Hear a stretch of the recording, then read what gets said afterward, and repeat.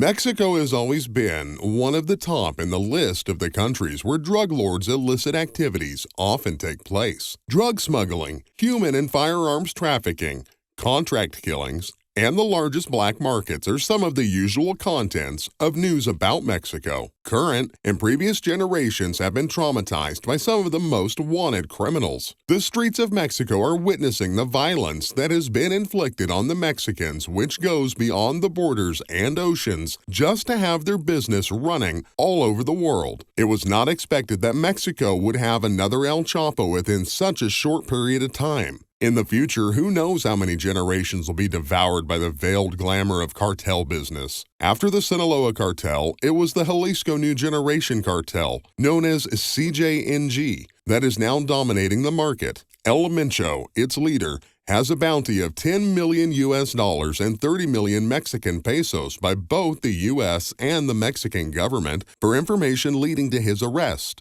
It seems that every new drug lord brings innovative ideas to the business, making it difficult for security agencies to infiltrate. As for El Mencho, he was wanted for drug trafficking, organized crime involvement, and illegal possession of firearms. A global drug trafficking operation is allegedly coordinated by El Mencho. Under his command, the CJNG became one of Mexico's leading criminal organizations. Did you ever wonder how El Mencho got into the cartel business and how his leadership influenced what was now the leading cartel of Mexico? Well, that would be thanks to Nemesio Oseguera Cervantes, commonly referred to by his alias El Mencho. The renowned Mexican drug lord and leader of the CJNG, which is based in Jalisco, has disputed two dates of birth, as July 17, 1966 or July 17, 1964. He was born in a poor family who made him grow avocados and dropped out of primary school before illegally immigrating to the U.S. in the 1980s. He is the most wanted person in Mexico and one of the most wanted criminals in the United States. After being arrested several times,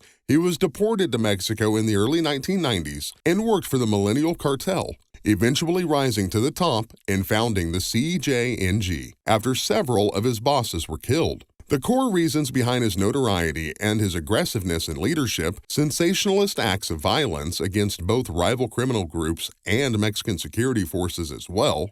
The attacks and violent moves he made brought an increased government attention and extensive manhunt. The royal terrains of Jalisco, Michoacan, Nayarit, and Colima are considered as his hiding places. A mercenary with military training was suspected to have guarded him. Just recently, in February 2022, there was a rumor that El Mencho died in a private hospital in Guadalajara. There was not much information about his younger years, which may be the reason why it has been so hard to find him. El Mencho seemed to be a lot more disciplined than El Chapo, who preferred living a flashy lifestyle of cars, women, restaurants, and alcohol. El Mencho, however, chose otherwise. He is content away from such extravagance, focusing on a routinary workout, eat right, and stay off the radar lifestyle. One of his few known vices is his love of cockfighting, which has earned him another nickname, the Lord of the Roosters. The way to leadership, El Mencho started his career in the assassination squad of the Millennial Cartel, protected by the drug lord Armando Valencia Cormelio, commonly known as El Maradona. He was arrested in August 2003 by the Mexican authorities. Around the same time, a rival criminal group backed by the Gulf Cartel carried out an armed defense against the Millennial Cartel. As a result of the attack, the Valencia family was forced into exile in Jalisco. In the aftermath of that incident, El Mencho moved to Guadalajara with his father-in-law, Jose Luis Gonzalez Valencia, better known as El Kini, and Roman Caballero Valencia, Ignacio Nacho Coronel, who was a high-ranking drug lord and an ally of one of the biggest drug traffickers, Joaquin El Chapo Guzman, formed an alliance with El Mencho and the Millennial Cartel. The crime partners started managing the Sinaloa cartel's drug operations, finances, and murder activities. In 2009, Oscar Orlando Nava Valencia, referred to as El Lobo, one of the top leaders of the Millennial Cartel, was arrested by the authorities. His younger brother Juan Carlos, alias El Tigre, was arrested too. 2 months later, Coronel was murdered in a massive shootout with the Mexican army. This was the ultimate downfall of the Millennial Cartel, which began to rupture. El Mencho tried to take over its leadership and structure into his own hands, which resulted in internal conflict. One faction wanted to appoint Elpidio Mojaro Ramirez, also known as El Pilo, as the leader of the group. There was a strong reason for that because he worked closely with the former leaders of the Millennial Cartel before their arrest. On the other hand, Eric Valencia Salazar, one of the clan members, wanted El Mencho to take over the cartel. It was obvious at that time that the Millennial Cartel was split in two. One side is known as the La Resistencia, and the other side is the Las Matazetas, which El Mencho had headed. He then launched a propaganda campaign against its enemies, denouncing extortions done by the rivals, civilians, businessmen, and government authorities, a strategy implemented to legitimize its presence. Las Matazetas eventually won the rift and consolidated their influence in western Mexico. The CJNG, Las Matazetas, changed its name to Jalisco New Generation Cartel, known by many as the CJNG Group.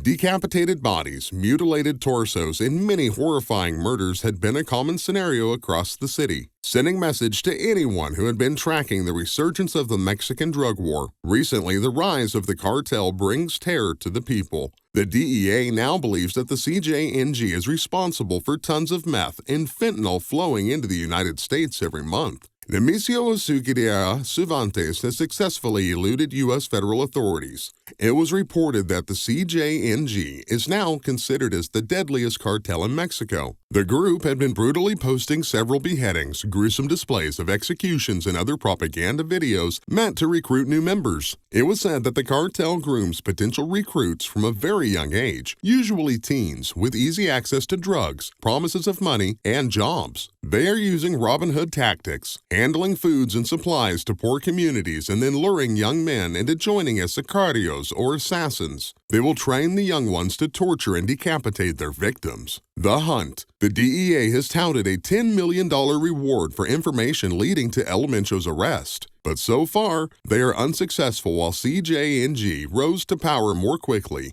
faster than the rival Sinaloa cartel. Its influence nowadays stretches across 6 countries and 28 of Mexico's 32 states. Major cities in the U.S., including Los Angeles, Chicago, Houston, Atlanta, and New York, are all affected by the CJNG's drug operations. The United States federal court has indicted El Mencho on charges of drug trafficking, corruption, and murder. It is not easy to follow his trail and know his whereabouts, as if he has been a ghost, according to one source. The DEA is seeing more methamphetamine across the border, and much of it is attributed to the CJNG. The meth, unlike marijuana and heroin, does not need huge lots of land or good weather to prosper. Laboratories can be built in isolated areas. It is believed that Americans' addiction to drugs fuels the demand, which in turn strengthens the cartels and their violence. Each dose consumed comes the stain of blood from all the heinous murders the cartel has committed and continues to commit every single day. One thing that we cannot deny is the rise of El Mencho, from an illegal immigrant to the leader of the most wanted criminals in the world.